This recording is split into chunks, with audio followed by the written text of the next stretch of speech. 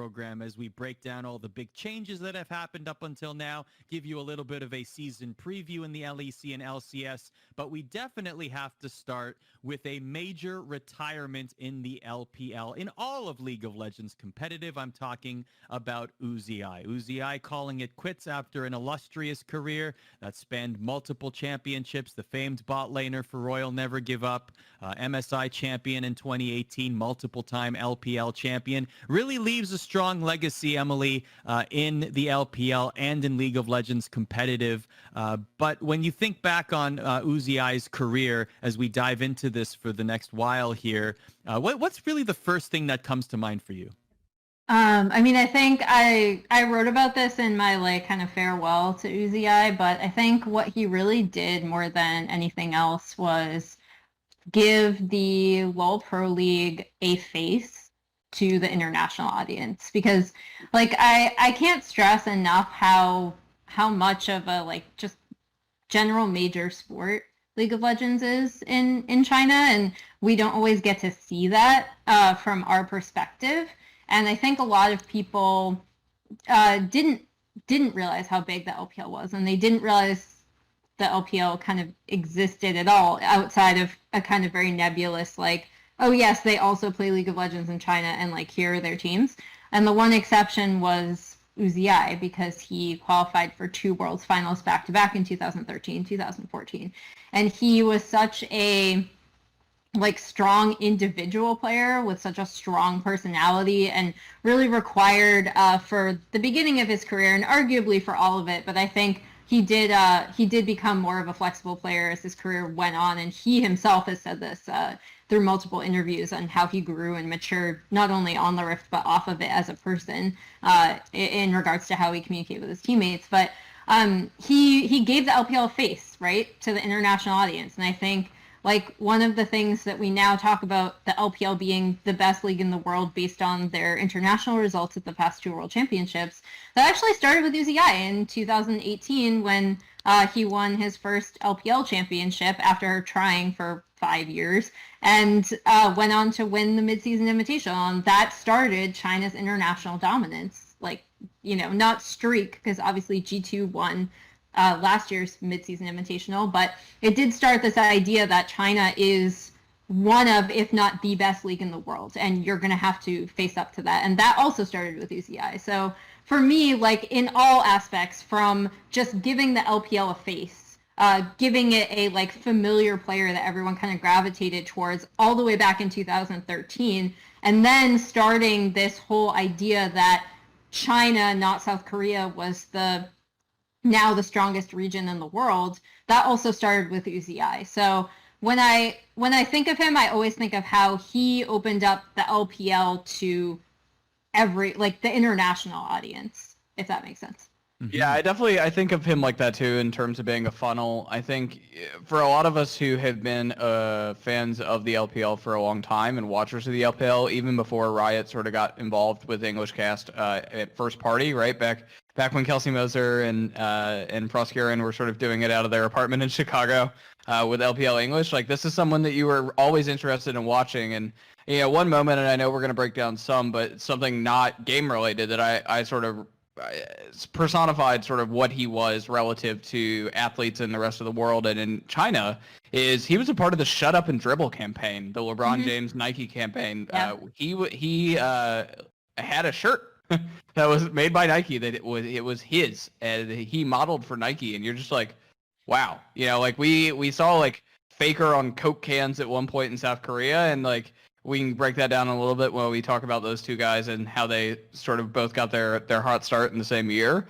But for me, Faker is to Korean esports what Uzi is to Chinese esports in terms of being this icon above all else. And I think that really him stepping away, and I know that he talked about sort of his health, which has started a whole different conversation. He said that he was diagnosed as a diabetic, and he's also talked about how sort of his lifestyle was relatively unhealthy as he worked to achieve success within League. But that started a whole other conversation, and I think with someone being that big, it's even more impactful that he sort of was open and honest about that as well. Yeah, like you mentioned, he was plagued with injuries throughout his career. And of course, he retired in June. And Tyler, he was, speaking of his popularity and how famous he is in China, and someone mentioned this in chat, he was the 2019 Weibo Person of the Year. And when I say that, I'm not saying esports person of the year. I'm saying person. Every realm, every genre, Uzi is selected. I mean, that how does that even happen for somebody who plays League of Legends? And I'm not dismissing it as diminutive. I'm just saying, like, this is incredible that somebody who plays video games is selected as a person of the year on a giant platform in a particular country that happens to have 1 billion people. Yeah, I mean, it really is the whole new face of a generation, right? Or the face of a new generation, where that was a fan vote. It was fans voting for Uzi, kind of showing the fan power he has. His announcement video where he announced his, he had a 15-minute interview with one of the Chinese state media television networks over in China. That was posted on Weibo, and in under 3 hours, it had over 12 million views. Just to kind of like put out how big he is. His goodbye message, I believe, had over 2 million likes in less than 3 hours. It was shared over 1 million times in that time frame. It was huge news. And I'm different from Emily and Jacob, where they come from the LPL side. I've always been an LCK person. I've been reporting on LCK since 2013, since the rise of Faker. Me and Faker, I've written a lot about him. I've always been on the opposite side of, Emily and Jacob in that kind of relationship, where the first time I really talked to Uzi and the first time I really met him was at the 2016 World Championship in San Francisco in the group stages. And I remember I was still, very new to doing, like, the whole glitz and glamour of, doing an esports event. It was my first year at ESPN. And I remember that Uzi, he did the Chinese media. If you don't know, there's so much Chinese media at World Championships that they're not allowed to do one-on-one interviews. Because if they were allowed to do one-on-one interviews, it would take way too much time. So all the Chinese media at Worlds are basically put in a big, like, pit of press, and they have to do interviews all together at once. So Uzi had to do like a scrum. A scrum. So yeah, he did a 30 or 4-minute scrum because he's that popular in front of, like, very hot stage lights with the media for 40 minutes for Chinese media. Then he did Travis Gafford for another 20 minutes. So it's been an hour of him interviewing, and I'm supposed to interview him last. And by the time he's done with his Travis, he is pouring sweat. He is literally, like, it looks like he's about to faint. All the media, like, all of, like, the PR reps for Riot are rushing over to him, like, trying to bring him water and trying to, like, calm him down because he is red as a tomato. He looks like he's about to pass out. And I'm just like, please, you don't have to do my interview. Like, I don't, like, if you faint, if you faint during my interview, like, this is not going to be good. It's not going to be good. China will not be happy with me. So I'm just like, no, please go, like, please, like, it's okay. Like, you don't have to do an interview. But Uzi, look, like, he talks to the translator and he's like, I want to do this interview. Please let me do this interview. I want to do this. I'm good. Give me some water. I can do this. And he sat down with me for 20 minutes, and we just talked for 20 minutes doing this interview. And even though he was uncomfortable, he's pouring sweat, he's drinking water, he looks like he's on the verge of tears, he still went through it. And that was the day I was like, this guy's, like, I have utmost respect for Uzi for the rest of my career, because we all know as journalists, it can be difficult at times to get players to open up, or even wanting to do interviews. We've all been declined before. We've all had times where interviews are just going to, snake out of an interview being like, yeah, we've agreed to it, but I'm going to leave now. Sorry, I don't feel like doing it. But the fact that he he literally was on the verge of fainting and still did that interview, it's remarkable. And that memory still sticks to me to this day. And he's an incredible guy, incredible talent, and an incredible interview. That's a great story. Just a side note to that, also as journalists, can you imagine all the Chinese media, how they were feeling when they saw you and Travis getting the only one-on-one interviews, though? Like, just put yourself in their shoes. Yeah. It's like, man, we just did a scrum and we didn't get any one-on-one time, and then here comes Travis. That's every Worlds. It sucks. It sucks, right? Like, but that's every Worlds. Just, pulling back the curtain a bit, that's every World Championship. Yeah. Me and Emily and Jacob have all been to Worlds a bunch of times. Because there's so much just because it's so big in China, there will be 30, 40, 50 reporters from China, from different TV networks and websites there just for Worlds. At quarterfinals in 2016, we were in this giant tent. I think Emily was there actually. Also, if you remember, like half the tent was Chinese media and the rest was everybody else from the rest of the world. Korean, North American, European, etc. Like, but literally half this giant tent was nothing but Chinese media. And the rest of us were kind of like put in a corner together. That's hilarious. That's hilarious. That's where I met PDD. Clearly, who? That's where I met PDD. I don't know if he was there as media, but like Scar and I just randomly met him because he was hanging out with the Chinese media. So back to Uzi I. So Emily, like when he came onto the scene, I mean, he's had a long career, right? And I'm wondering, like, what will he be remembered from an in-game perspective? What will he be remembered for in terms of his impact and what he brought to the game and his approach to the game? What will he be remembered for? I mean, I think, so in China, for anyone that tuned into like that one time I made you guys watch IPL 5 finals with me. I loved it. So did I. Wei Xiao is kind of known as like the godfather of 80 carries or whatever, right? For modernizing the position as we know it, back in season 2. Like end of season 1, beginning of season 2, I think is really when he, like his playstyle kind of came up and started. But I think Uzi I will be remembered as the like aspirational bot laner in China for literally every other bot laner that comes up. Like if you look at I know Kelsey Moser has talked about this, I believe, in regards to Clear Love, where you have so many junglers who are coming up the Chinese solo queue ladder. Like Tian was one from FPX last year where he's like, I saw Clear Love and like I knew I wanted to be a jungler, right? And I know Tyler's talked to like players like Ocal where they're like, oh, I saw Faker and I knew then, like I saw Faker live and I knew I wanted to be a mid laner. I knew I wanted to do this.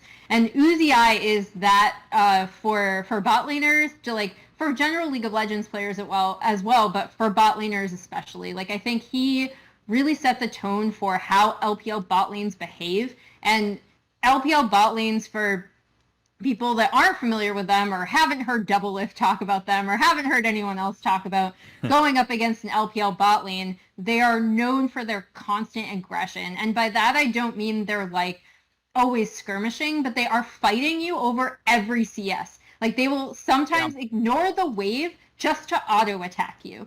And that is something that you pretty much like not only see from LPL bot lanes, but I think it has been established as like the 2v2 play style for LPL bot lanes, right? Until like a little bit more recently when you saw like a lot more roaming supports. But even then, like this is what LPL bot lanes are known for. And I think in game, that really did start with Uzi I. And you see a lot of these bot laners coming up who are like, I want to be like Uzi I want to play like Uzi I, this kind of like very aggressive, fight over every CS, fight over every minion, that kind of started with him. And you see it in Jackie Love, you see it in iBoy, you see it in, like, if you're looking at younger up-and-coming 80 carries, you see it in Wuxi, you see it in Huanfeng, like, you see it in all of these players where they're just really willing to fight over everything. And I'm not saying that's necessarily always the best decision, but I do think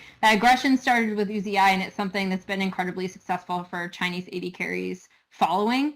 And that is really where I think he's like made his mark as the default Chinese 80 carry alongside Wei Xiao. Because I do still think people think of Wei Xiao as like the person who started it all, but Uzi I is the one that like honed that play style.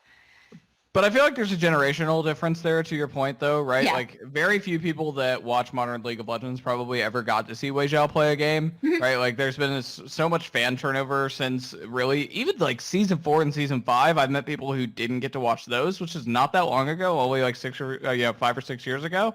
There's been so much turnover, I feel like Uzi, because of how long his career has been from 2013 to present, right? A 7-year career, and he's had so much international success pretty consistently, even just appearing at Worlds, right? Like, has had so much international success over such an extended period of time.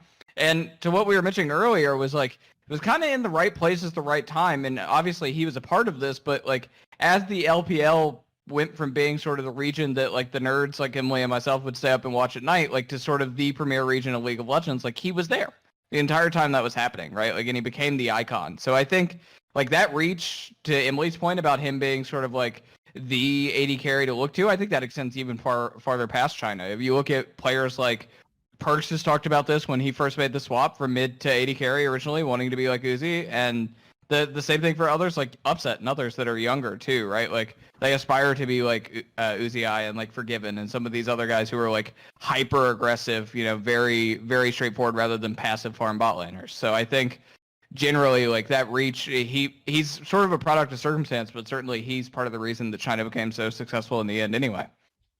Yeah, when I talk to bot laners, I mean, again, like I brought up Doublelift because I feel like he brings up Uzi in like every conversation when you ask him like who does he watch outside of you know his own region. And I think the big thing is that Uzi also set this trend with other LPL bot laners that if you want to watch strong 2v2s only, you watch LPL bot lane perspectives. Like, regardless of who it is. Obviously, everyone always wanted to watch Uzi because he was known as the best. But, like, this also started the trend of LPL bot lanes are insane in the 2v2. They will fight you. If you want to see bot lane micro, watch LPL bot lanes. And that also, I think, in my opinion, started with him. Tyler, before we go on, we asked all three of you to pick a specific moment in Uzi's career, and we're going to go into that. But Tyler, when you look back on Uzi's career, the one thing he was not able to do, especially for someone of his magnitude, is win at Worlds. He did win an MSI. He did win a few LPL titles, but that Worlds Championship eluded him. So when you look back on it from a championship perspective, do you put him in that Charles Barkley category, or do you say, you know what, he had domestic success, he has the MSI success, and so we see him as a champion at the end of his career?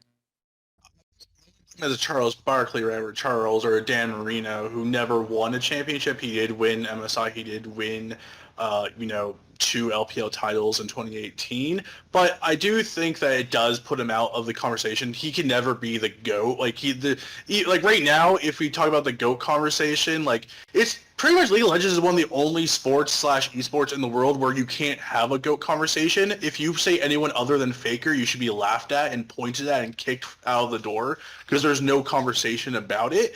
And we're going to talk about, in our upcoming favorite memories that, the Faker-Uzi rivalry, if a few things go differently in those timelines, we might be calling Uzi the greatest of all time. If a few things change, a few little moments in history go Uzi's way, we might be calling him the GOAT. But because of what happened, and we're going to talk about it, he will be remembered as one of the greatest of all time.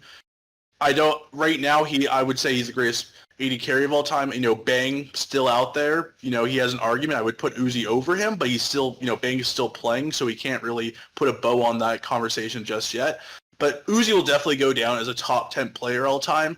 And he left the door open that maybe if his health comes back, if he can find a way back and he feels in a right mindset to come back, he will return and play again. So I don't think his chapter is entirely closed, but right now I would say he's definitely top 5 all time. I think top 3. I think you would say the top 3 right now are Faker definitely in 1, and then either Uzi or Mata is number 2. And you can have that conversation all day, who's better between Uzi and Mata, former bot lane partners on RNG.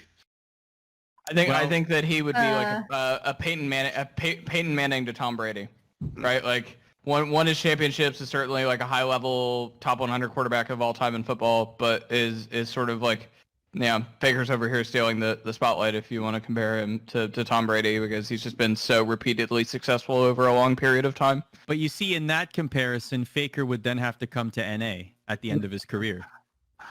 Unfortunately, it's not a free app. And there's the Bucks. I mean, T1 has an NA Valorant team, so you never know. Yeah, according to your fantasy draft, he would be perfectly fine on that team. Yeah, Faker and Brex, baby. Emily, you were saying?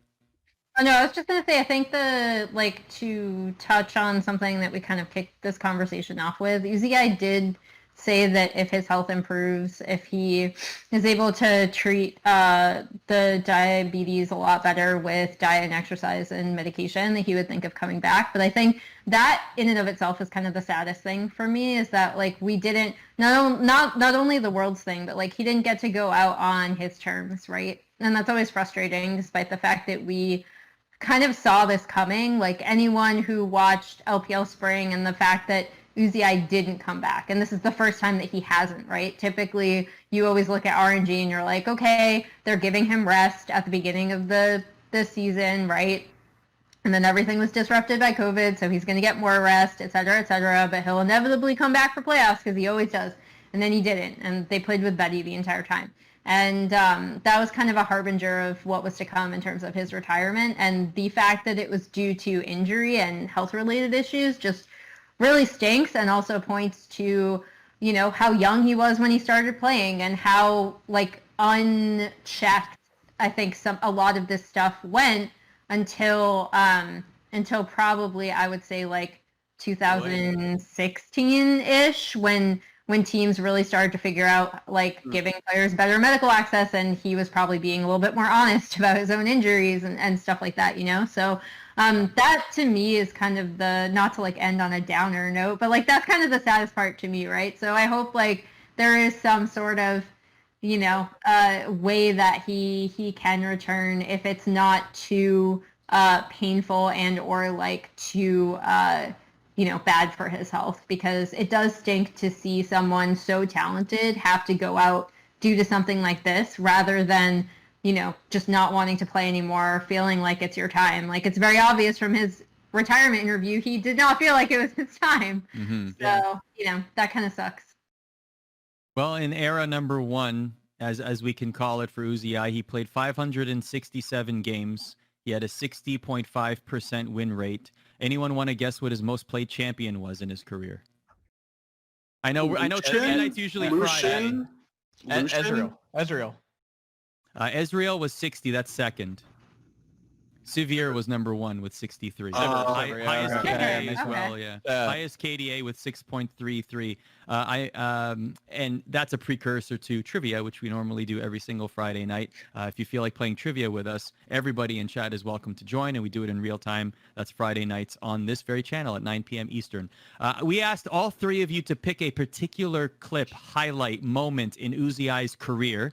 We will go Jacob, Tyler, Emily in that order. So Jacob, which highlight did you pick from Uzi's career?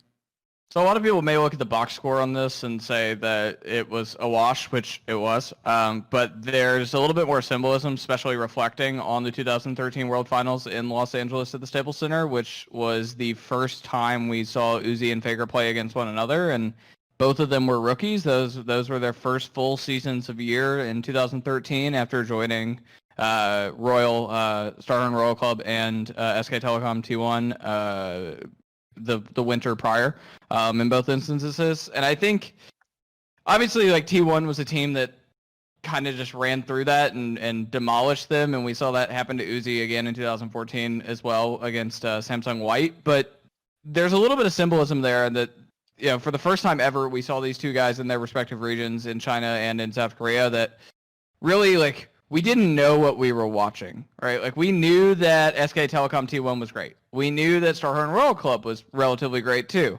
But we didn't understand that two of the players back then that we were watching would go on to change the game in the way that both of them respectively have, as we have just mentioned. And I think, you know, rewatching some of that before this episode we are streaming right now of this show, like there's something really special there, because both of them, if you look, like they both look incredibly so young, which is sort of like interesting having seen them in person over the years too. But now I think for them, you know, like they're veterans now, and they weren't then, and just sort of their success is sort of it takes you back when you think about their careers overall, and this was sort of the beginning for me was this final, albeit Royal got ran over, and you can say all what you want about it, but nonetheless, like that World Championship is really a turning point moment for a lot of people, and I think it was a turning point in an era of League of Legends, which these two guys sort of championed.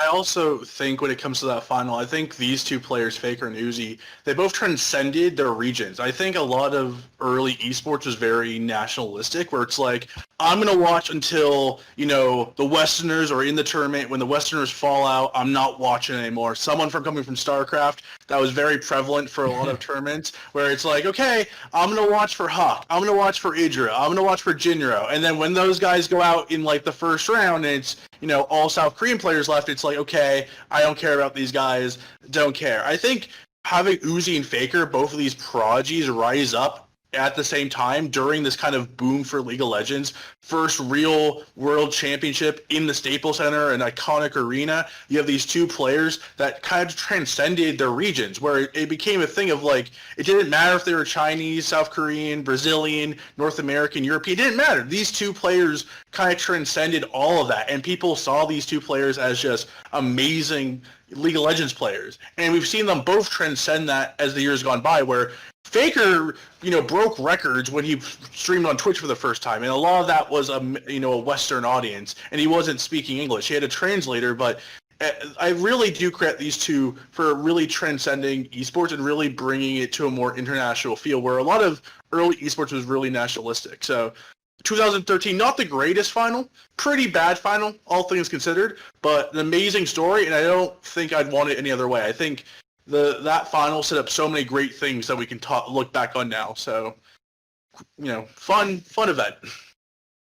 Tyler, I think go ahead. when I think of this final, I think of a lot of things. One, I actually think of how much Uzi grew as a person following this, because I think, and again, he said this in interviews, so I don't feel like I'm, dunking on him or anything by saying this, but he admitted, he was like, I was kind of a brat. Like, I was not pleasant to deal with. I was not pleasant to my teammates. And this is when they were kind of finalizing what became or what they ended up calling like the raise the puppy strategy, where it was like, you are going to make sure that Uzi gets to mid to late game so he can just carry you. And that was the strategy behind Starhorn, and it became known as, this is kind of how Uzi became known as this like very resource hungry, very loud bot lane voice that he actually did into strength, right? And it started here. And I think if you go back, and I know he did like a really good, I want to say like hour-long interview with Frostgaren in 2018, if I recall, regarding his own maturity and growth as a person through League of Legends. And it's really interesting to hear him talk about this final specifically, and also just what he thinks of himself then, and how he's grown from it as a person and as a player and as a teammate. So whenever I think of this final, that's actually what I think of, is like the proto Uzi. It's like you see flashes of who he would become, and he still, through this, to kind of the point that we've all been talking about, he gave the LPL a face. Like for a while, when people who were watching the LPL were like, no, you need to pay attention to like OMG, you need to pay attention to Cool, you need to pay attention to WE, you need to pay attention to, like EDG when they came up, and Name, like everyone internationally was like, yeah, but where's Uzi? Like, where is he? And that started at the 2013 World Championship, because he was the star of his team. Tyler, what's your memory? My memory takes me back to the fall of 2017. I was in Shanghai for the World Championship. I had already been there for, 2 weeks at that time, I believe. It was awesome. It was like, oh man, the Chinese fans are amazing. They're so, into it. It's so exciting. It's awesome. It's incredible. And then RNG SKT semifinals. Me and my colleagues, Elaine and Rachel, were walking to the arena, and there's just miles of fans just all around the arena. And I'm like, is there some other event going on beside the League of Legends? Because sometimes, there'll be a league event, and then there'll be a sporting event next to it, and it's a giant group of people. No, it was like Coachella out there. And what we learned is that they were all, like, there was probably over 100 scalpers, all looking and for selling tickets. Wow. Because this was the hottest ticket, not in just Shanghai. I believe it was the hottest ticket in China. There were tickets going for over $1,000 American just to get into the building to watch RNG versus SKT on that day, the semifinals, to see who would go to the Bird's Nest in Beijing. I fondly remember our press, coordinators at Riot basically coming up to us, all the press, and basically being like, hide your press badges. Do not show your press badges to anyone outside because someone will steal them. And truth be told, when we left and we would like go outside to like try to like, because to get out from the press room into the arena, you would have to go outside. People would be running up to you and just harassing you for your press badge. It's nothing like I've experienced before in esports. I was going to ask, you weren't one of those 100 scalpers with your media badge, were you? No, you could have made a really pretty penny. You would have made a lot of money that day if you wanted to sell that press badge. You would be blacklisted forever from Riot, but you probably would get a little nice payday in Shanghai. But just the atmosphere in that arena is unmatched. It was the loudest. It was full. 18,000, no seats were left up. All those scalp tickets were sold. People spent thousands of dollars to get into that arena to watch Faker versus Uzi one more time. A legendary battle. I remember it was 2-1, and RNG was one game away. One game away from Uzi finally beating Faker and going to the finals where they would play Samsung, a team they had already beat in the group stage. It was perfectly set up for Uzi to have his golden moment, and it all fell sideways, where Faker kind of just 1v9'd everyone, played Galio. It was amazing. And I will never forget it was the loudest I've ever heard of the arena, and then the RNG fans were so deflated after that match. It was just, from top to bottom, I will never forget that day.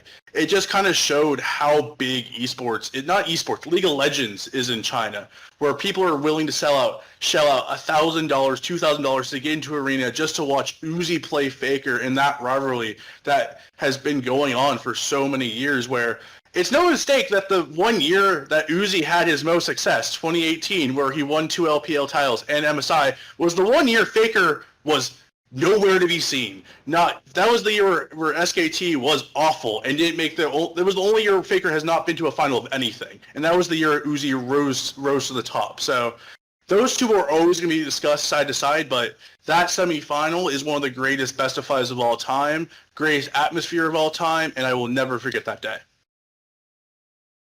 Emily, your moment is from 2018.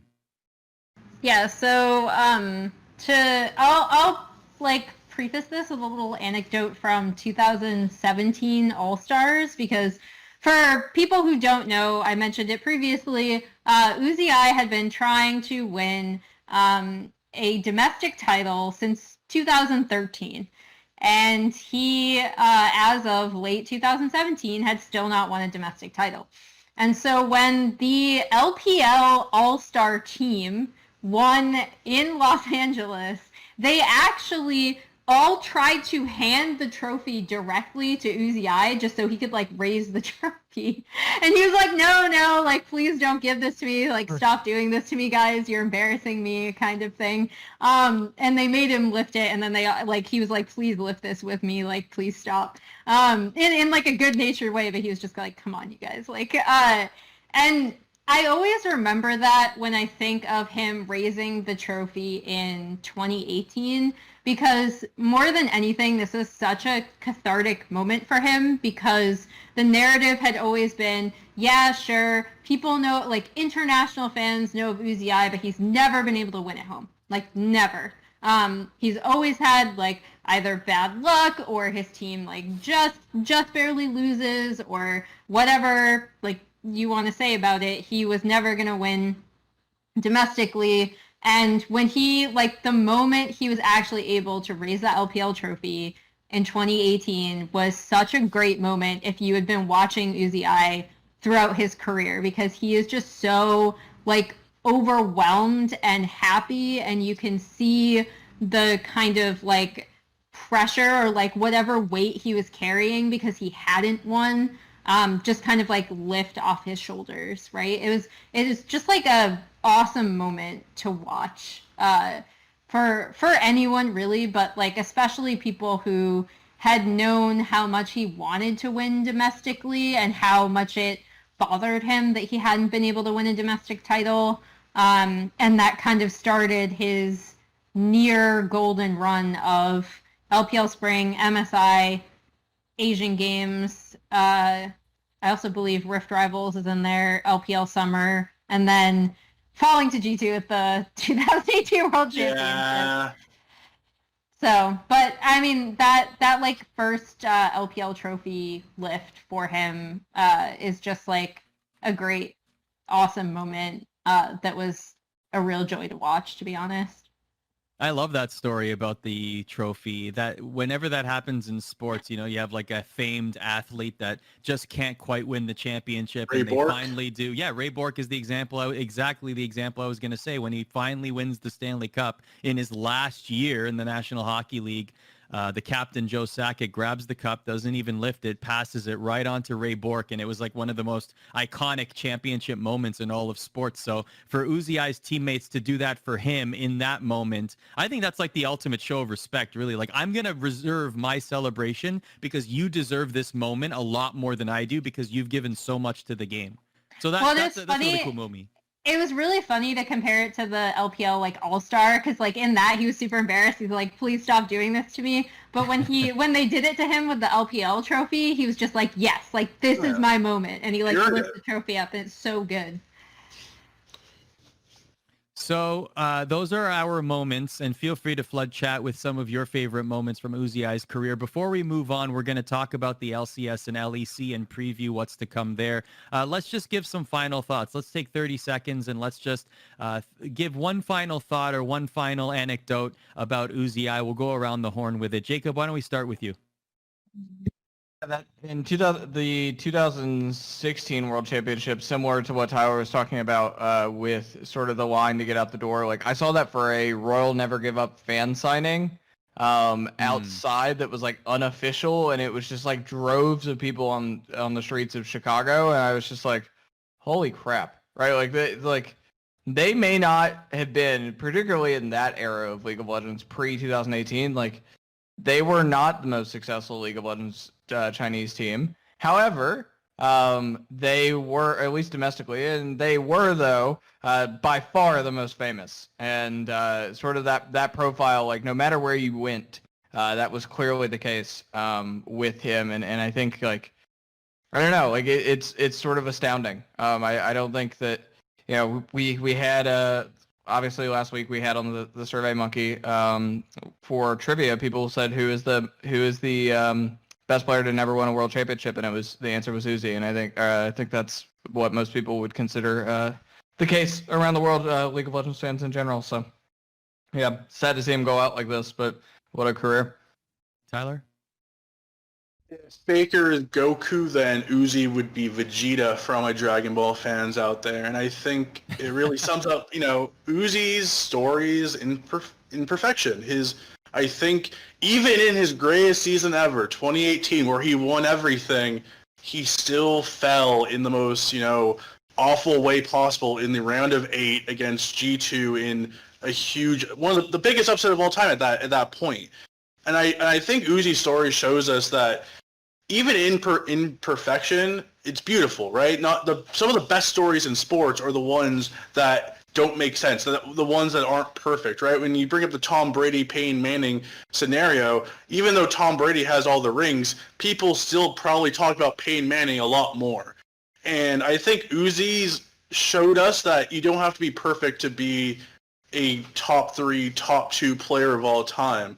He was going to go down as an absolute legend, and whenever Riot opens up the League of Legends Hall of Fame, he's a first ballot Hall of Famer. He deserves a statue in whatever building that is right next to Faker, because he is a true legend of the game, and he will never be forgotten, and I do hope that he returns one day. I'm going to say that I think if there's anything that kind of underlined his impact for me. I'm just going to share another anecdote from 2018 Worlds where you'd have a lot of fans waiting to receive the buses behind Bexco Arena in Busan. So you'd have like a receiving area and the team buses would come in and fans had found out where they come in. So they would be waiting with signs or whatever. And the night that RNG lost to G2, there was this like massive group of Chinese fans that just sat there and waited for like a very dejected RNG to come out. And they're like all like sobbing, but they're still yelling like Uzi Jayo, RNG Jayo as the players as they're getting on the bus. And I think to have that kind of like fan reception and fan like interaction, it was a weird moment for me to be a fly on the wall, but I was glad I saw it. It was really cool to see how supportive his fans were in that moment because, you know, on social media we tend to see the I think the rougher side of fan interaction a lot of the time, and it was just a really weirdly intimate moment between Uzi and like this very passionate group of RNG fans that really wanted to see him off despite the horrific loss, to be honest. So yeah, that's my final Uzi moment. And that'll be our final Uzi moment as we take a look back at Uzi's illustrious career in League of Legends.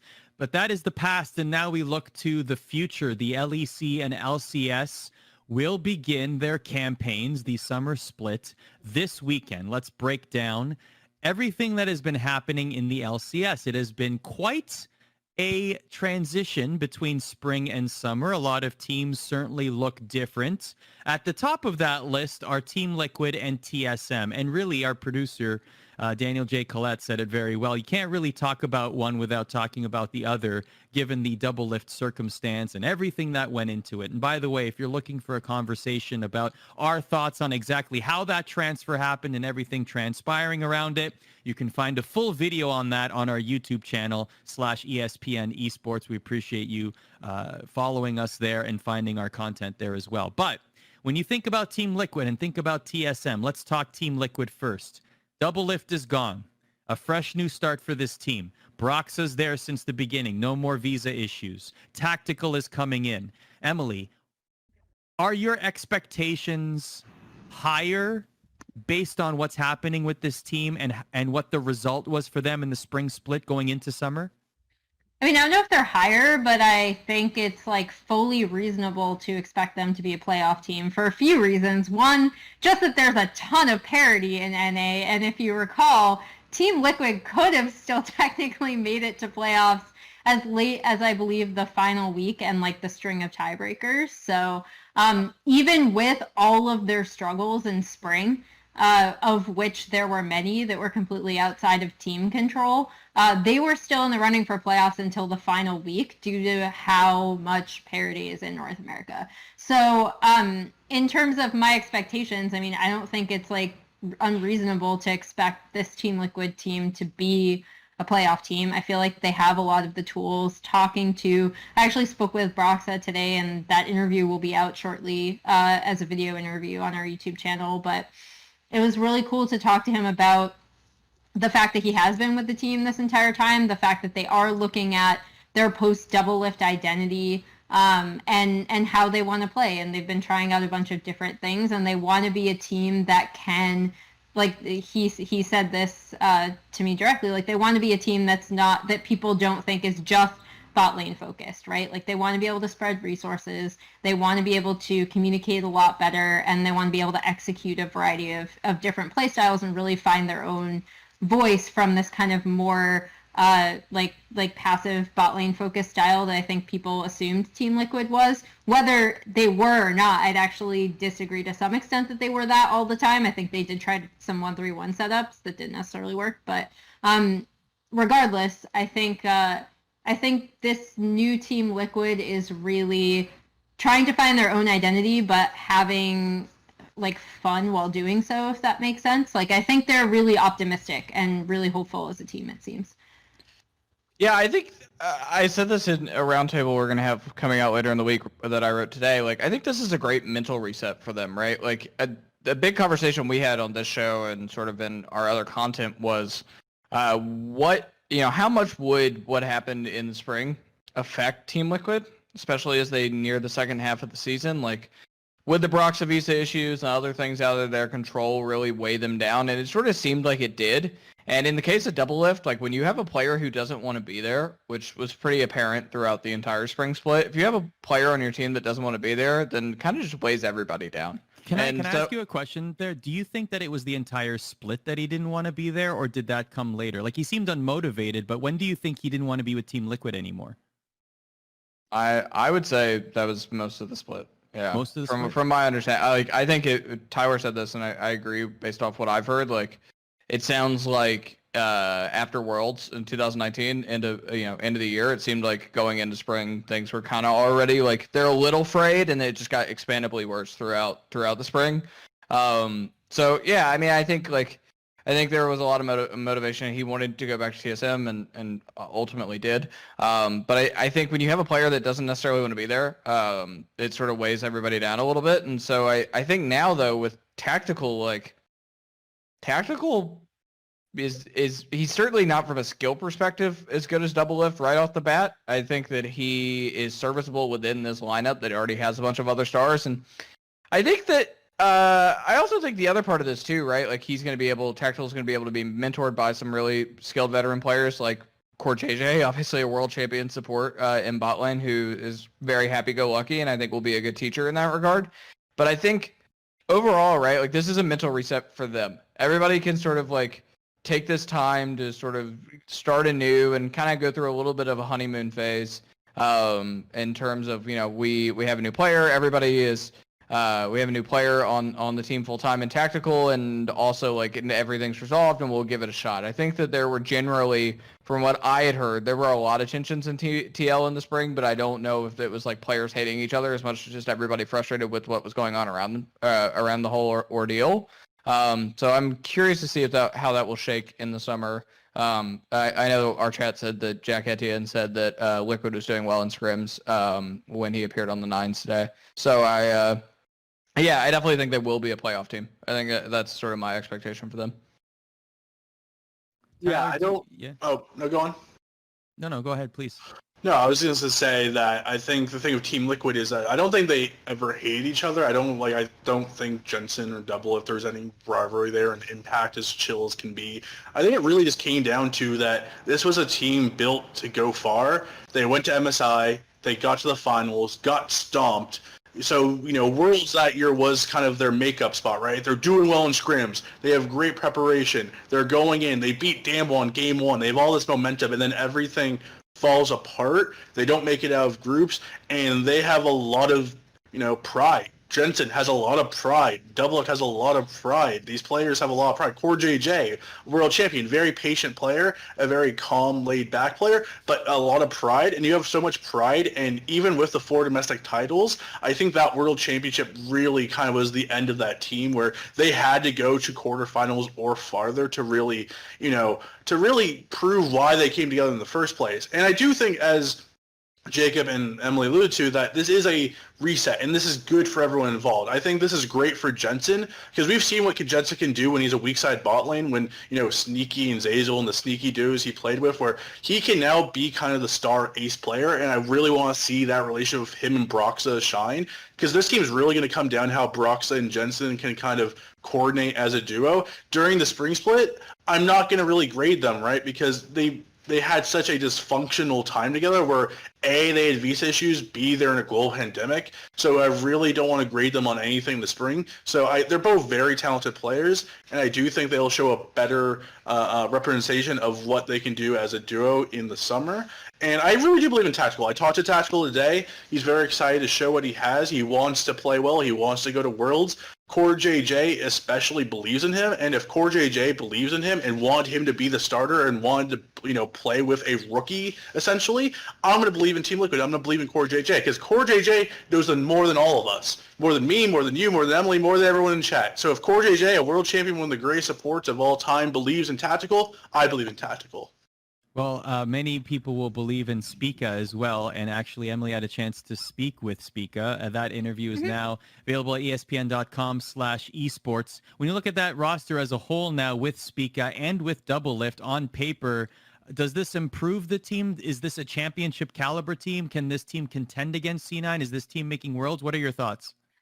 I mean, separately, I just really want Spica to do well because I follow him since Scouting Grounds, and I always want the players that I follow in Scouting Grounds to do well because I think it encourages maybe other people to take a look at trying to grow North American talent, and I think there's an interesting through line that you can follow from TSM being the staff and coaches for Spica's Scouting Grounds team to him going from Echo Fox to TSM Academy, getting called up, I think, before he was ready, in my opinion. And then going back down, playing more with the Academy team, and now starting presumably his first full split as their jungler.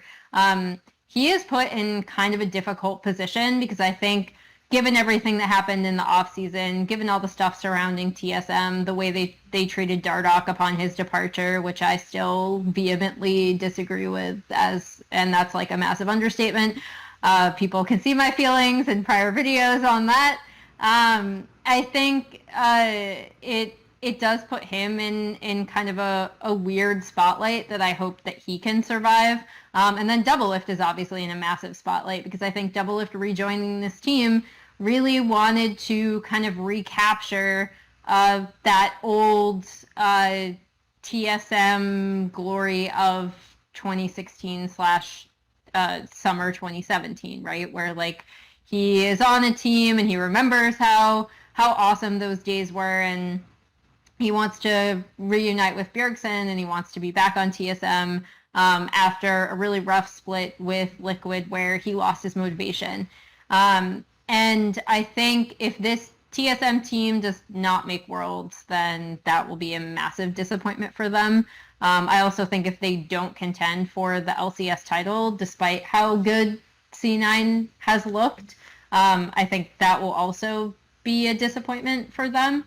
I think it's not a question of like whether TSM is a top contender, but the very fact that Double Lift is going back on this roster and trying to recapture that means that this is like, in my opinion, they're thinking title or bust. Or if I were them, I would be.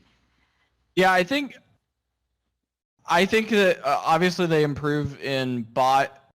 The jungle change is different.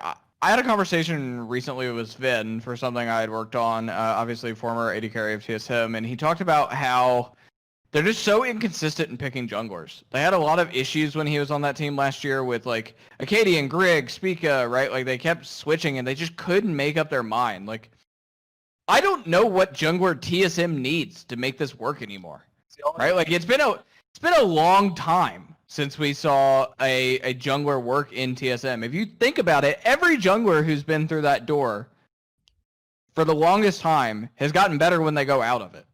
Right? Like, think about Santorin.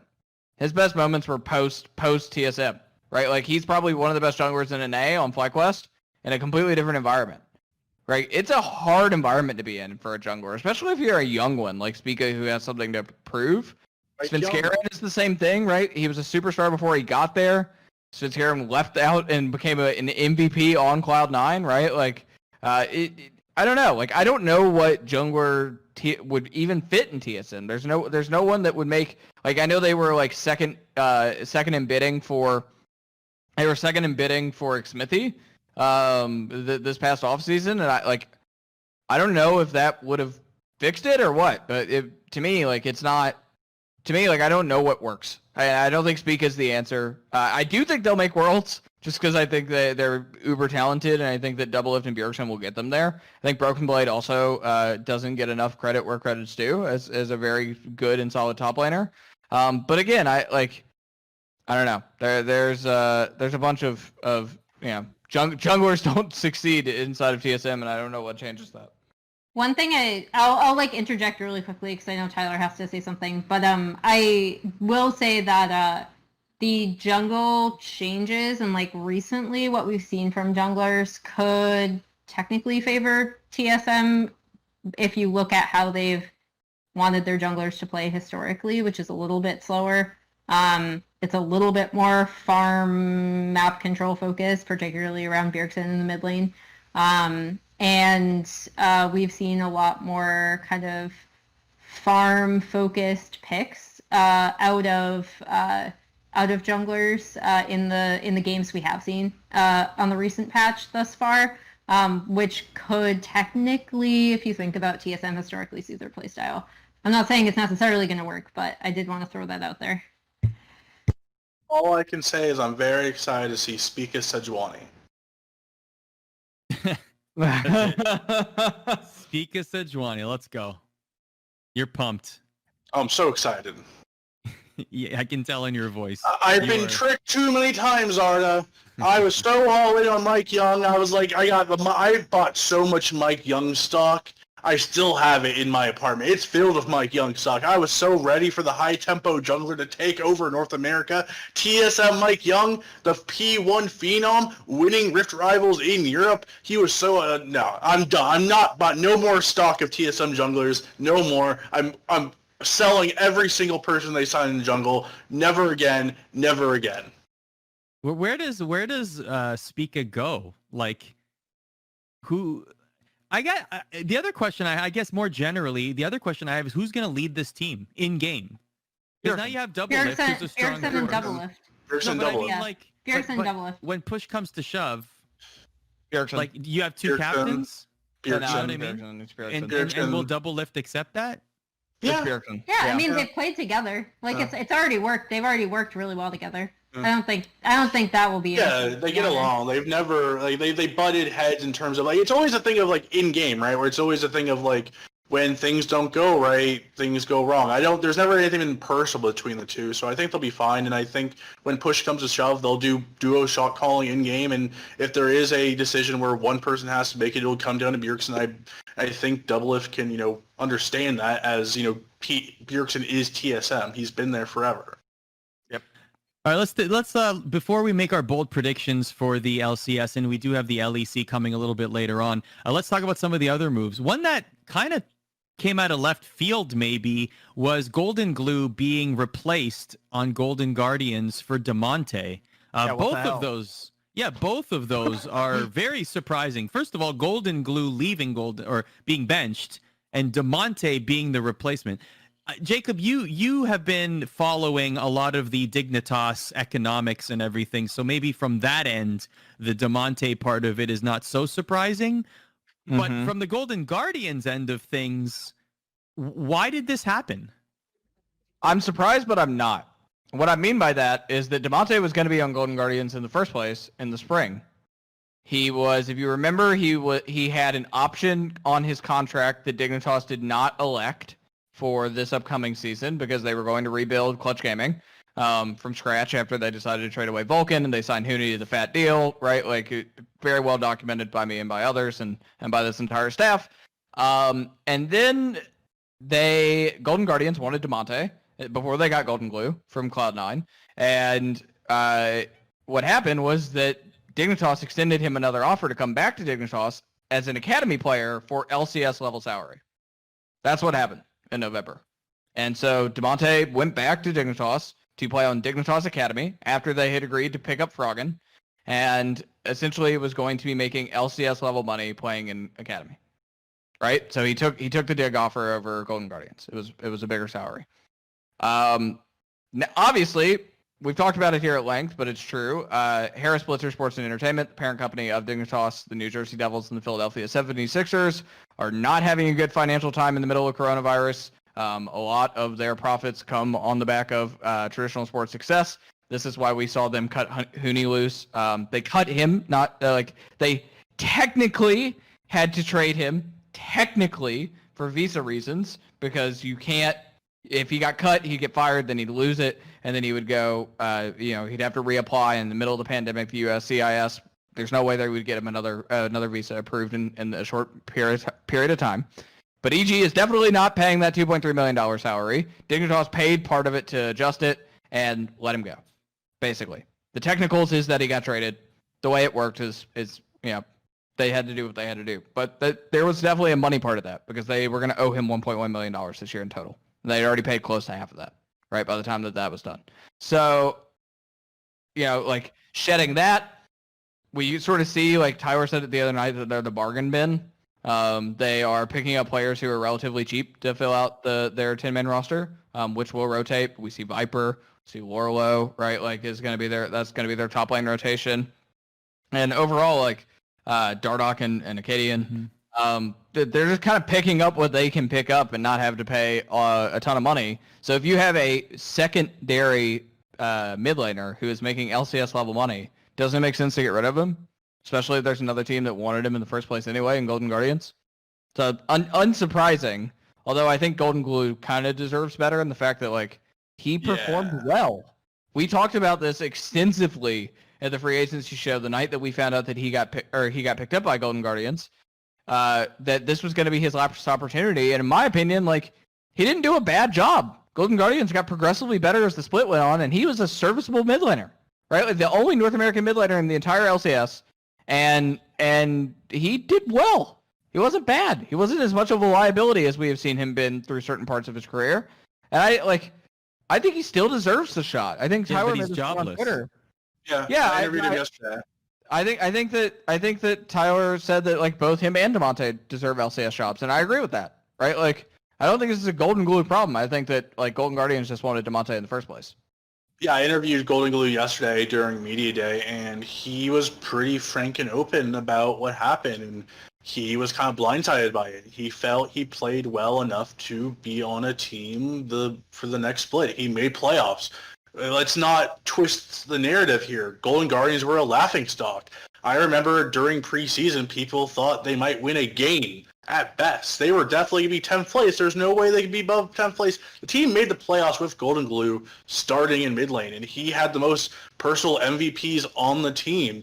He's one of the leaders of the team, and he worked, tirelessly to get them there. And then at the final hour, right before the summer split happens, Demonte comes in, and it's not a situation where they're competing for the job. I want to make that clear. I asked Golden Glue this yesterday. Is it a competition? Is it like a quarterback thing where two QBs are battling during training camp to see who gets the starting spot? He basically said, no, Demonte is the starter. He is the projected starter for summer. I am the academy player. I am back to academy. I'm the secondary mid laner, and he is now working on trying to find where he can go, if he can get playing time, if he can, compete for that starting job. He just wants a chance. He had the chance with Golden Guardians last split. He made the playoffs, which is ridiculous to sound, right? Like Golden Guardians with a roster that everyone laughed at, with Keith as the support, for half of the season, made the playoffs with Golden Glue in the mid lane, and now he's kind of out of a job, and he's looking around, he's trying to find a way where he can either compete for his job in mid lane with the Golden Guardians,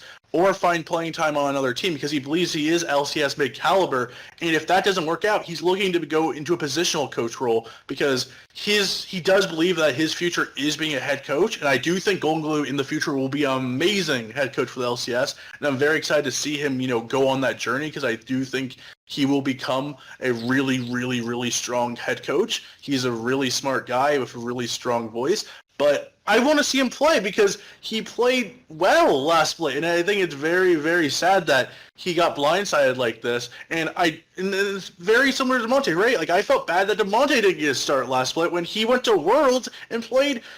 He didn't win any games on the main stage, but he showed up in the qualifiers, and he deserved to start this season. So I talked to the Golden Glue, and he did, agree that NA is very import happy. They like imports. They like to bring in imports, and they think that import players traditionally they just think if Golden Glue was an import player, I wonder if he would still have his job, right? Because it feels like the North American meme of North American mid laners being so bad kind of is held against him, and I do feel bad for Golden Glue. I hope he gets a shot.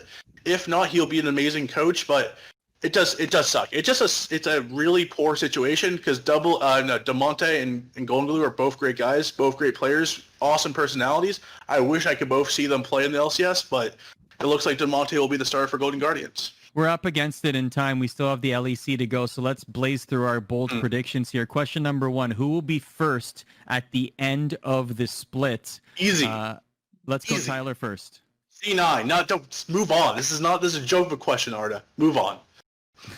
Well, you've been riding the C9 train ever since spring, and you can go back to any Rift Rewind episode to hear all of Tyler's explanations. Let's go with Jacob. They lose Yeah, mid you're tower for right. 11 points. Yes, we For know 11 this. games. We all know this. So you're saying it's going to happen again in the summer. Yes, C9. Okay. Easy first. Jacob, do you agree? Yes. I like. There's nothing more to say. Yes. Okay, Jacob agrees. Emily, do you agree? Yep.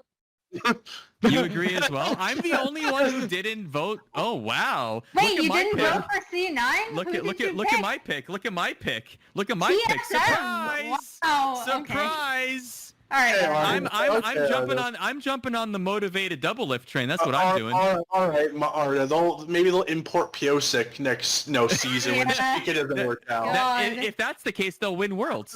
Let me tell you why. Very quickly, because like you said, Bjergsen and Doublelift played together before. There's a lot of familiarity more generally between Doublelift and the team. However, Doublelift was, for whatever reason, whether it was he didn't want to play for the team after Worlds, or Brox's visa issues, or the pandemic, or whatever it is, or it just spring split and he doesn't care. All of that is gone now. All right. Like, obviously, we're still living in the pandemic, but all of those concerns are gone now. We know it's an online league with summer now. Doublelift has a new team. All of those previous concerns that he had going into spring, they're all gone. So now he has to show up if he wants to win at Worlds, which is his ultimate goal. And a motivated Doublelift, for me, is the most dangerous player in the LCS. So for that reason, I will put my chips in the TSM pot and see exactly where TSM ends up at the end of the split. I mean, I think from a talent perspective, Cloud9, this would be the argument. Cloud9 is better or equal at every single position as TSM. But they'll play In my each opinion. other. I don't know how many times, at least twice. I'm saying in the I'm saying playoffs. like Sven is as good as Doublelift. Probably the only one I think that there's any. I think Niski has had a better time at least this past split than Bjergsen did. I think that Blabber is miles ahead of Spica. I think that Licorice and Broken Blade, Licorice is better, but not like that. That's a little bit more even. I think Vulcan's a lot better Ooh. than Biofrost. I actually disagree. I think very highly of Licorice, though. Yeah, Licorice is really good. I'm not saying that. I don't know, a motivated Doublelift, man. I'm telling you. I think very highly of Broken Blade. So Okay, that's Arda, so- we'll see. We'll anyway, see, Arda. We'll see. Yeah, It's a long alright. season. This is going to be a fun storyline anyhow. Okay, who's going to make it to Worlds? Emily, let's start with you. So I think I'm the only person who didn't pick TSM because every time I pick TSM, they always perform really badly. So I just kind of picked the top three teams. I think the big thing I want to talk about, and I'll get this over with now so I don't have to cover it later, but I'll be coming out with something in the next few days about Evil Geniuses and how they're going to kind of opt into trying to work a 7-man roster. And I think that's going to be really interesting to watch. And so whether EG make it, I think is really going to depend on how well they execute that. Because otherwise, I think really highly of FlyQuest. I think they have a lot of really good pieces. I think they make a ton of mistakes. If they can just shore up like a few of them, I think they can actually distinguish themselves from the pack of NA teams.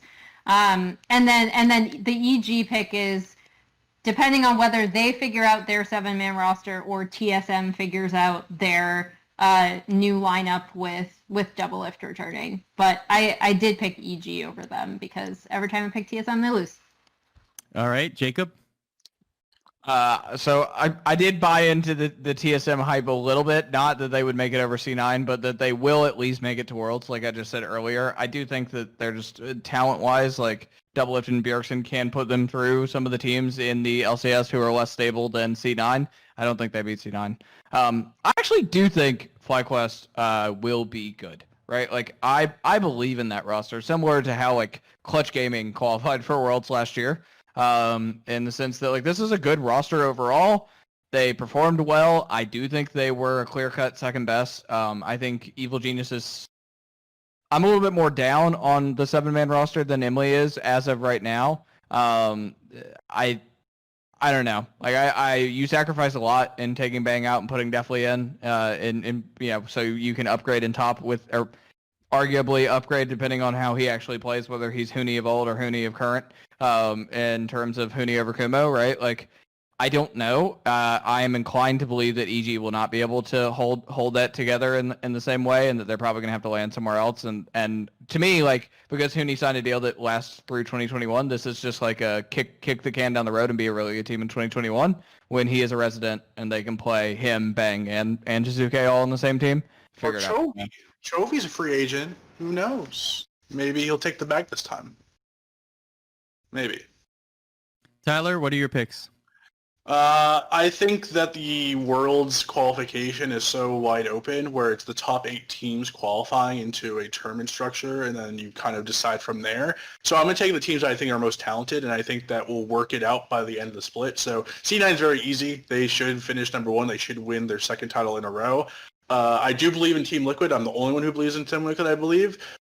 Give me Broxah, give me Tactical. I think this is going to be a resurgence for Jensen. Watch Jensen in the split. I think he's going to be very high up there in the MVP vote. I think this is a split where he's really going to pop off. I do think Tactical is really, really good, and I want to see him succeed as a blue chip prospect in an A because we don't have many of those. Blabber showed us that it can be done where a blue chip prospect, matures into an MVP. So I want to see the same thing with Tactical. And then I'm going to go with TSM. I know they're going to bite me. I know this is going to bite me in a few weeks. I know it's going to blow up, and Speak is going to play Sejuani 12 games in a row, and Doublelift's going to leave and join FlyQuest or EG, or something's going to happen, and it's going to be a total drama fest, and everyone's going to laugh at me for believing TSM. But I don't believe in TSM junglers, but I do believe in the pairing of Doublelift and Bjergsen.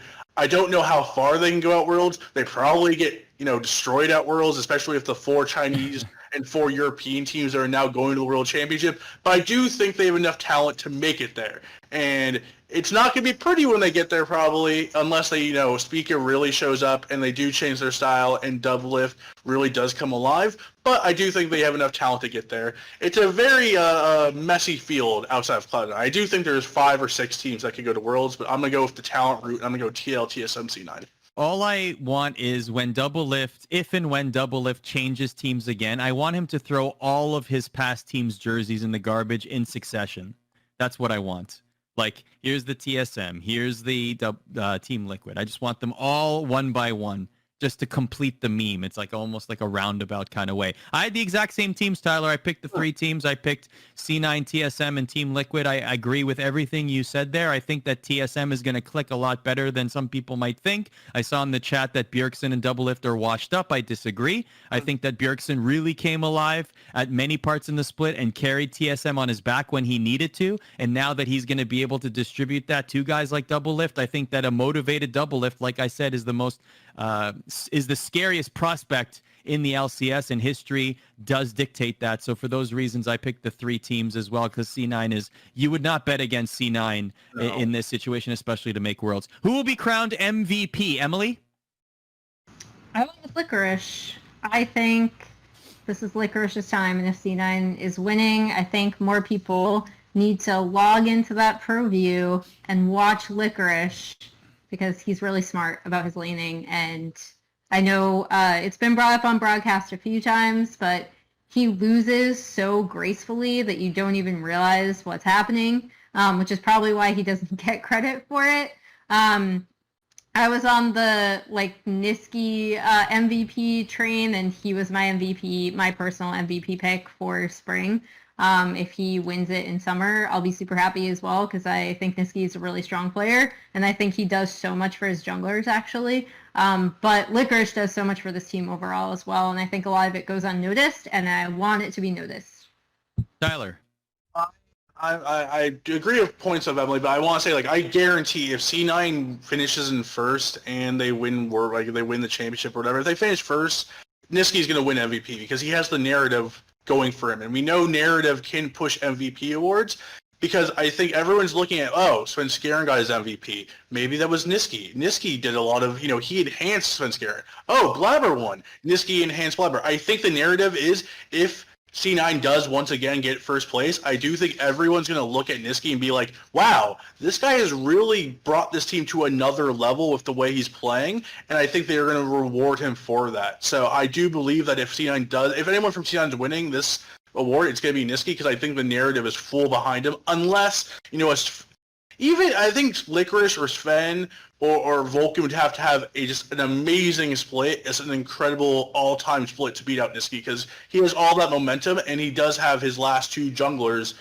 winning MVP. So I do think if C9 finishes first, Niski will be our MVP. Jacob. I picked Niski also, and the reason so, I think Spring should have been his. No offense to Blabber. Blabber had every player on Cloud9 had a really good, incredible split, right? Think about Spin and sort of his hot streak at the very beginning of the season. He didn't die until I think game 6 or game 7, right? He had quite a lot going for him. All those players did. But I think Niski probably should have won in the spring, and I think he certainly will in the summer. I think a lot of people are going to be looking at him, all eyes on him, and I think if spring is any indication, he will have one hell of a split. I would have agreed normally, but I did not pick Cloud9 to win the summer split. I picked TSM, and for that reason, here is my MVP. And you can feel free to debate me on whether I am right or wrong. Congratulations, Peter. You did it. You're the man. You are top of the world and taking your team to Arda's worlds. pushing a very specific angle here. It just looks good. It just looks good. Split MVP double lift. The face of the It could LCS happen. for how many? That's exactly I'm my point. not ruling it out. My point is, I picked TSM to come first in the summer split. Whether you agree with that, doesn't matter. Whether you think double lift is washed up, doesn't matter. I'm going to go back to my point. A motivated double lift is a very, very scary prospect. And if TSM come in first, no doubt in my mind that double lift is going to be the reason for that. He's going to be one of the major, if not the biggest contributor to that pot. And that's why I picked double lift. And also so that I could troll the chat. Okay, let's do this. We have a couple more. We are running up against time here. So what we're going to do is we're going to zoom through these as fast as we can. Biggest disappointment? Tyler, start with you. Immortals, they've hit their ceiling. Not much improvement left. That's it. Move on. Boring answer, boring team. Let's move on. Next question. I feel like you can't be a disappointment if nobody expected anything from you in the first place. They spent a lot of money on Xmithy. They spent a lot of money on Xmithy, so it's a disappointment. And they do have talented players like Soaz and Xmithy. I just don't think there's anywhere else they can go ceiling-wise unless they make moves. Which I believe Xmithy did say in a media day interview that there would be moves coming, but I just don't see a way where they're going to be that much of a surprise. Here's some fresh reporting from yours truly. I don't think there will necessarily be changes. I think that they will be using academy players rotationally. There's your spice. Yeah. So we'll move on. There you go. I don't think there's big player changes though coming for Immortals. Okay, more breaking news, Jacob. What's your biggest disappointment? That would be Evil Geniuses. As I alluded to earlier, I think a lot of people are going to expect a lot out of them. Acquiring Huni's a huge deal, but I don't think the trade-off is worth it, putting Huni in and putting Deathly in instead of Bang, and playing Kumo. I get that that's what they're trying to do, but I think the way I took biggest disappointment was taking sort of the expectation other people have for them versus how they will actually perform, and I think Evil Geniuses will perform worse than people expected them given their big mid-season acquisition of Huni. Yeah, do we call them evil Huniuses now, or is it Huni geniuses? What are we calling them? Hoa. Emily?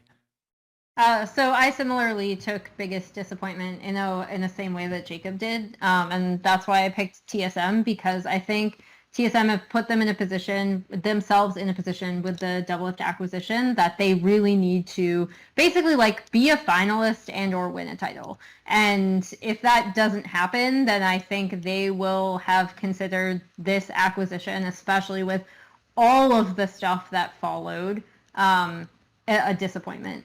And that is because I think they've just put themselves in a position where the expectations are really high. This has to pay off.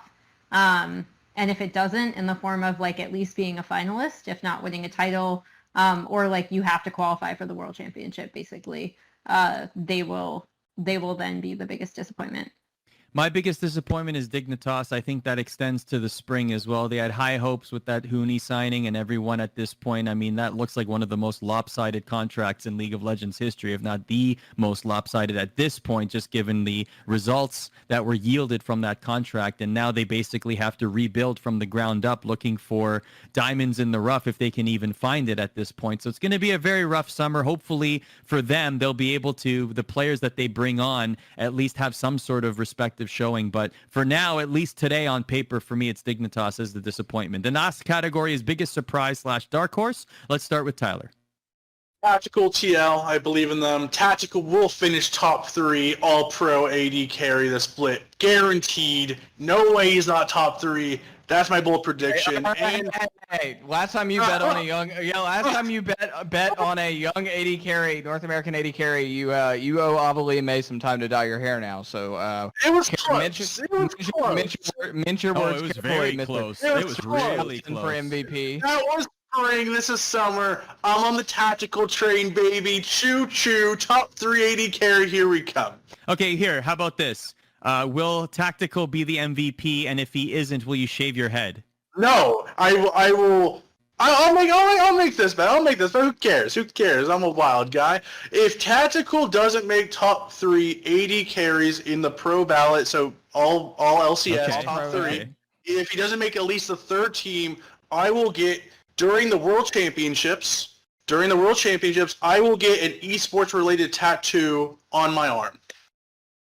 You already have an esports related tattoo You on also your arm. already tweeted that you wanted to do that. Yeah, No, No, you mean that?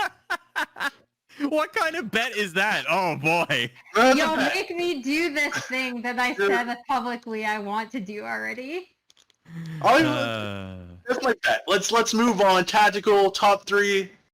The tactical train is a chugging. Just wait. A few more weeks, you'll see. All right, Jacob. Tactical train. Jacob. I'm betting on Tactical not that much. I'm not shaving my head. Nothing. I'm not saying he'll be top 3 pro, but I think that Liquid actually will. I think a lot of people are going to be down on Liquid because of how they performed in the spring. I think Liquid will be a playoff team.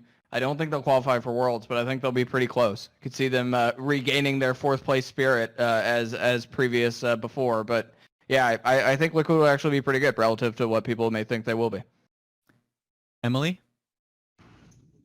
So I picked Evil Geniuses with the provision that their 7-man roster actually works out. I think 7-man rosters are actually really tricky to execute because I think you have to have like a really strong internal discussions like pretty consistently to make sure that people understand that they're not necessarily being subbed out for performance reasons, but sometimes it's meta reasons, sometimes it's playstyle reasons, that kind of thing. So while I think that's incredibly difficult, and while I don't necessarily trust that UG will be able to do it, I think if they can figure it out, then they will be a very interesting dark horse to watch. I actually also picked Evil Geniuses, and my provision is that we see the Evil Geniuses from last March, where they went on an absolute tear, and Jizuke was the Italian stallion, and that really propelled them to make the playoffs. If we see that version of Evil Geniuses, I do think that they will surprise a lot of teams in the LCS, and they will become playoff contenders. So that was my provision as it pertains to Evil Geniuses. So normally this would be our time. We haven't even touched the LEC yet. So how about we do this? Let's go through our bold predictions for the LEC, and let's try and get through them as quickly as we can. We know that obviously Fnatic, G2 with the role swap. There's a lot to unpack there. Hopefully we can get at least a little bit of those conversations as we talk about our bold predictions. So let's start with Tyler. Tyler, who will be first at the end of the LEC split? G2, move on. There's not even a conversation. You don't even care. Role swap. It's even better. Things are just going to end up being. Did everybody pick G2? Did everybody pick G2? Yeah, of course we did. If you're not picking G2, you're inting. Yeah. Okay. So we can move on. Okay. Everybody picked G2. All I need to say there is Perks is a better AD carry than Caps. Yeah. And Caps is a good mid and Caps is a good mid laner. Yeah, Caps is a world-class mid laner, so. So there you go. It's going to be even better. Who's going to make Worlds? Pick your 4 teams to make Worlds, Tyler. All right, I have G2, I have Fnatic. I think those everyone can agree on. I have Mad Lions, who I was very impressed by during the spring split. And my fourth pick might be a controversial one, but I've been on their bandwagon the entire year, and I'm not giving up on them just yet. I have Rogue coming in fourth. They're going to slide in, they're going to sneak in, and Rogue will make it to Worlds, and we will see the Rogue TSM matchup that we've been waiting for. It must happen. Rogue versus TSM must happen at Worlds, so Rogue will make it to the World Championships in China. Okay, interesting pick there with Rogue. Jacob, what do you think? I'm going the same. I think Mad Lions is. I thought about this actually long and hard while we were picking this. Because I think a lot of people do believe in Origin. And I think they're a bad team, or I think they're a good team. Sorry, but I don't think that they pull through when it matters most. And I don't see a world where they place high enough to qualify on championship points. And I don't see a world where they also win a gauntlet. So, with that said. I think that Origin will not be able to make it. I think that Rogue has a better shot. Did you pick the exact same way, Emily? No, I picked G2, Fnatic, Origin, and Mad Lions. I'm actually really sad we don't have more time to talk about LEC because I have a lot of things to say about these teams, but I'll just say I really like Mad Lions. I think they can improve on a lot of things that we already saw from them in spring to become one of the 4 teams that qualify. As we already talked about, G2, Fnatic, I think are almost locks. And then Origin, I think they are a good team, and I think they're like I actually think they're more consistent than anyone else like vying for that position. So while I don't think that they are necessarily the sexiest pick, I still think that they will be representing Europe at the World Championship. So we are exactly split evenly. Jacob and Tyler had the same 4 picks. You also picked Origin. Emily and I had the exact 4 picks. Exactly. Origin might be a boring team, but boredom doesn't matter when it pertains to success.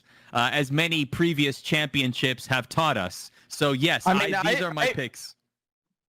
I mean, maybe potentially hot take here, but like, I don't think Nuke Duck is capable of qualifying for Worlds anymore. Wow. Look at you pulling a double lift in the LEC. Wow. Lemon Dog season 3. That was a great. Wow. Don't let Yamato hear that. 7 years ago. You can't get there without Zoro Zero. I don't think he's a bad player, but like, I'm just unimpressed. And I also think Destiny's a liability when it comes to pedal to the metal. So like, I don't know. I have as much faith as Origin as some of the other people here. Who will be crowned MVP? Emily, let's start with you. I think it's going to be the man in the mid lane, Caps. There are a few reasons for this, not only just because Caps is a world-class mid laner, which we've obviously talked about, and Perk swapping back, but I think because like we've talked about how narratives drive MVPs, right? And despite the fact that obviously you'd think like Perks is the staple of this team, he does so much that we don't see, honestly. Like every time I talk to Grabs and Duffman, they're always like, Luca is insane. Like, and what he brings to this team is insane. Like, if there was, like, actual true MVP voting, it would be Perks, like, every single split. But I think because we haven't seen Caps in the mid lane for a while, he's going to come back. He's going to be amazing, like he usually is. And people are going to be like, wow, we really missed seeing Caps in the mid lane. We missed this. We want to see more of it. I think he's going to do really, really well. I think G2 is going to do really, really well. And yeah, picking Caps. Nice. How about you, Jacob?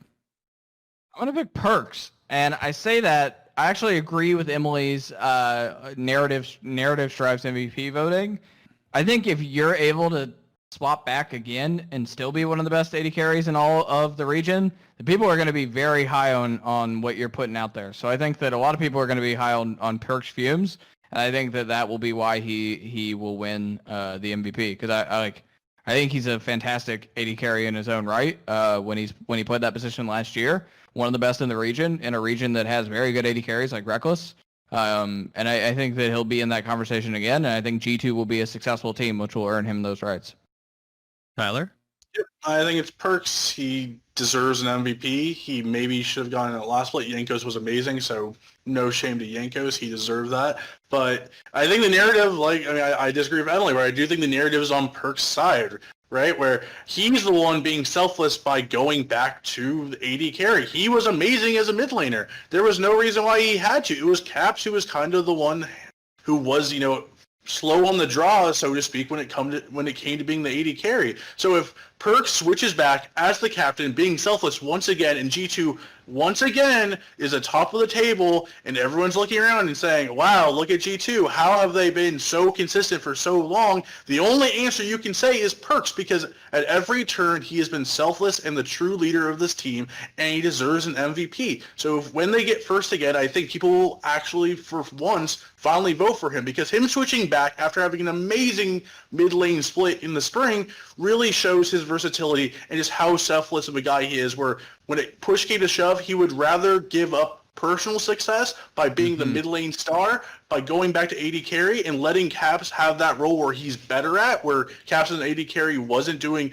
amazingly. So I just think it has to be Perks. It has to be Perks to split if G2 is number one after the end of this at the end of this summer split in terms of the regular season standings. Just has to be. So I pitched both of them co-winning at the same time, and I was told I wasn't allowed to do that. No. So I picked Perks only because of that narrative, as everyone described. However, I would say that I think Caps will have more success in the role and has had historically more success. 2-time MVP in mid, 4 times first team.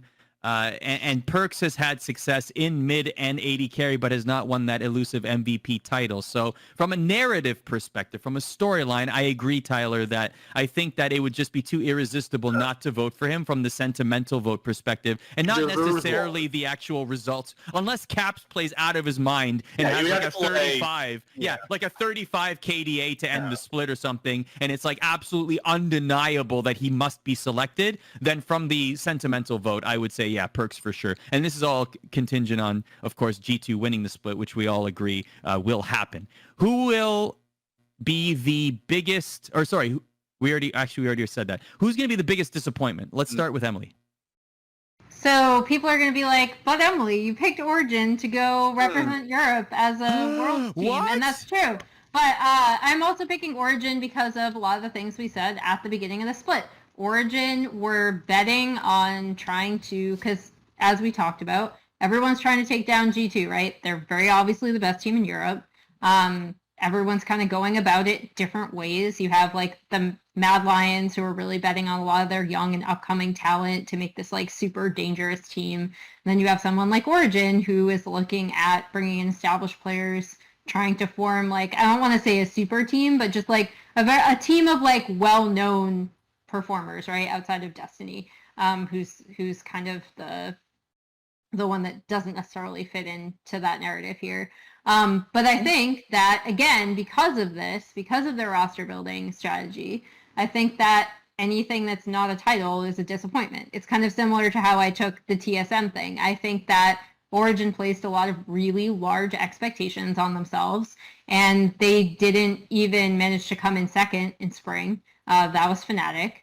And I think that if they don't at least make finals, if not like win outright, then that is technically a disappointment for this lineup.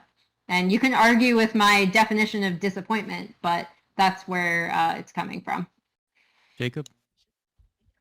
Going with the same.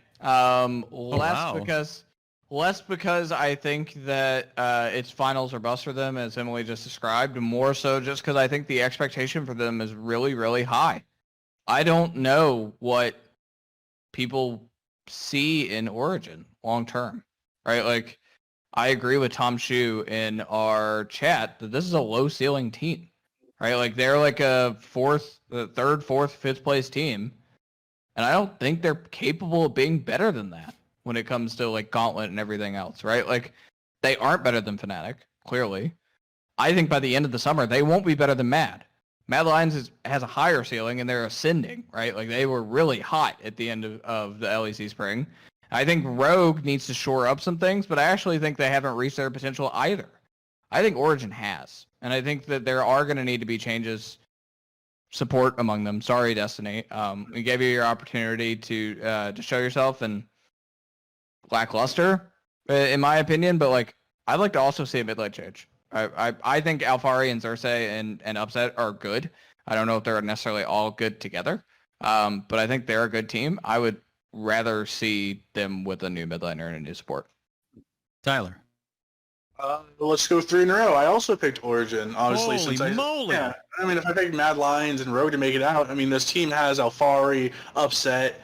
This is a team with some superstar players, and not making Worlds would be a giant disappointment, and I don't think they're going to make it. I think that, yes, they're more consistent than a Rogue or a Mad Lions, but I also think the ceiling for those teams are much higher, and I think in a win or die scenario where we have 3 months of training, practicing, and just having a chance. If I'm doing a best of 5 to see who's going to Worlds, I'm going to pick the team with the higher ceiling. So I think a Rogue or Mad Lions, I'm going to pick them over Origin.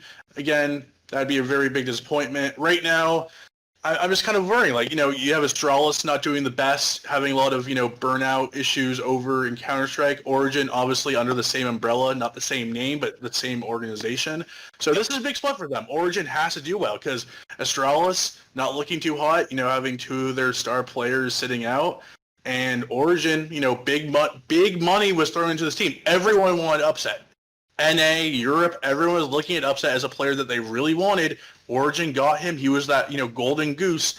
And if they can't go to Worlds with Upset, even though he's playing really well, it's going to be a really, really big disappointment for Origin. And I do think that's going to happen. So they have to be my pick for biggest disappointment prediction.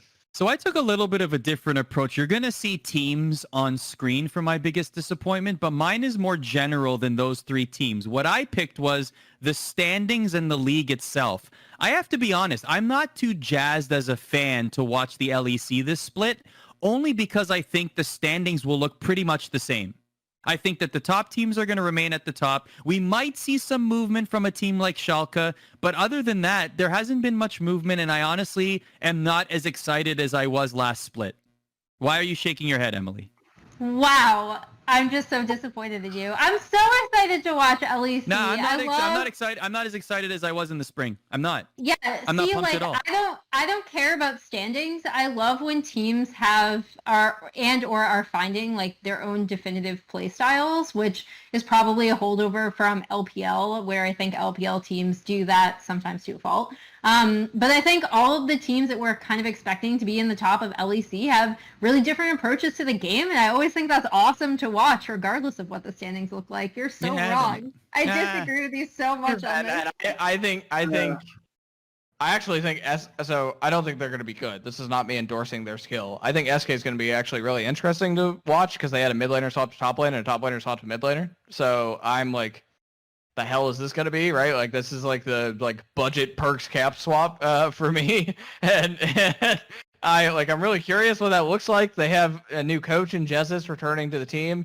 And I think you are, and I'm sure we're about to talk about this, but I think you're very wrong about Schalke. I think Schalke actually, with all the changes that they announced, Nukes being the starter and support, and finally settling on Leroux as their jungler, like, I think things can kind of only go up from here for Schalke, and Inax showed some moments of brilliance in the spring, so I'm excited to watch Schalke, even if they're not the best team in the league. Well, I hope you're all right, because I have to watch a lot more LEC this split than I did last split, and I was enjoying watching those games. I'm going to be watching a lot more of them now, and I'm kind of like, this is going to be the same.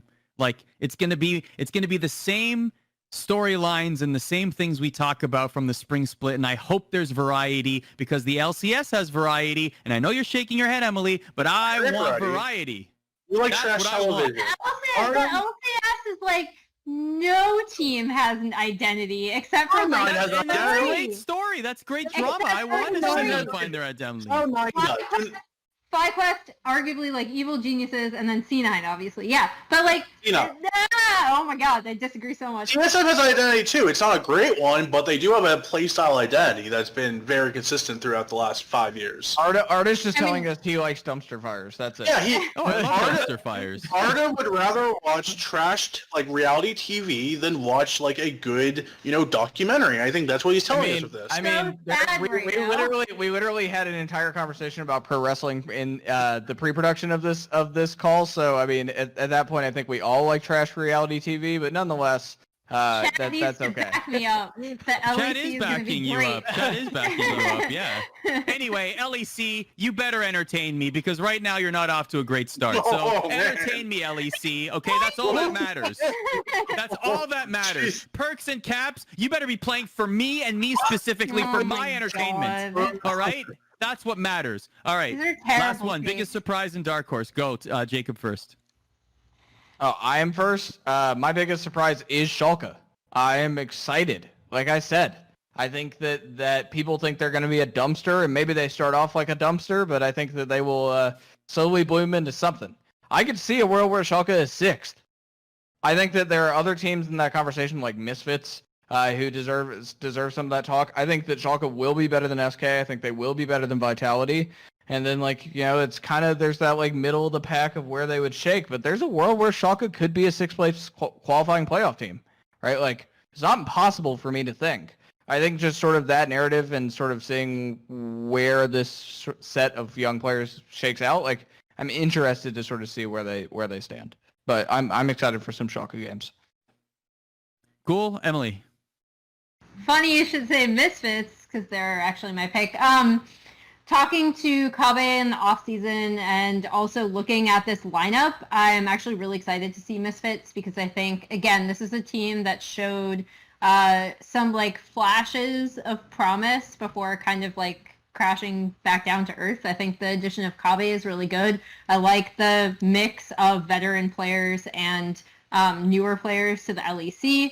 And I think there is a world where, Kabe and Febivin can continue to improve on what Misfits did in spring with Dan, Razork, and Denik. And I think this has the potential to be a really interesting and really dangerous team. Tyler. For me, it's Schalke, and I think it's a lot of what Jacob said there. A lot more interesting now with the changes and kind of the confirmation of the players that they want to go forward with.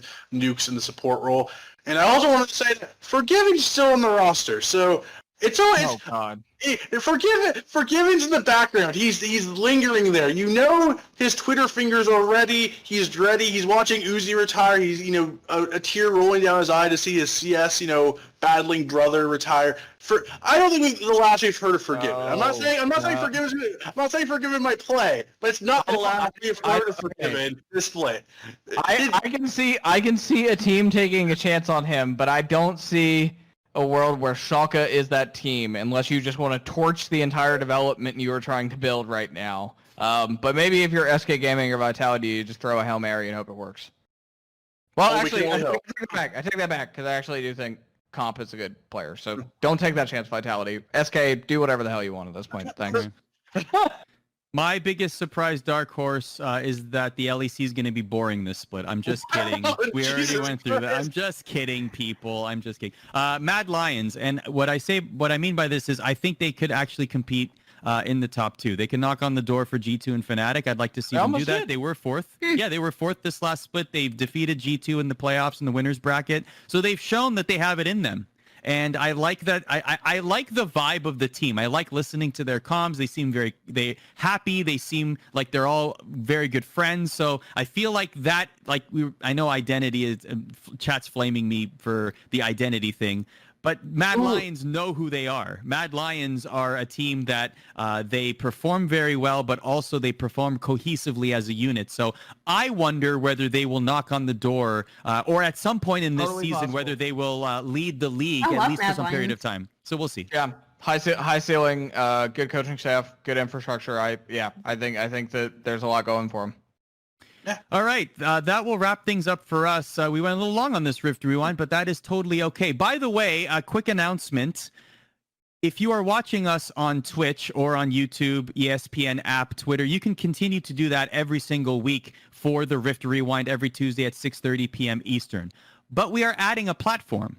Starting this week, you can also find us in podcast form. Wherever you get your podcast, the Rift Rewind will be available as a podcast. So if you missed the show or you want to find it or you want to listen to it on your way to work or while studying or whatever you want to do, you can listen to us wherever you get your podcasts, Apple Podcasts, Spotify, Google Play, whatever it is, we will be there in podcast form. Huge news for us because now ESPN Esports once again returning to the world of podcasts, and we couldn't be more excited.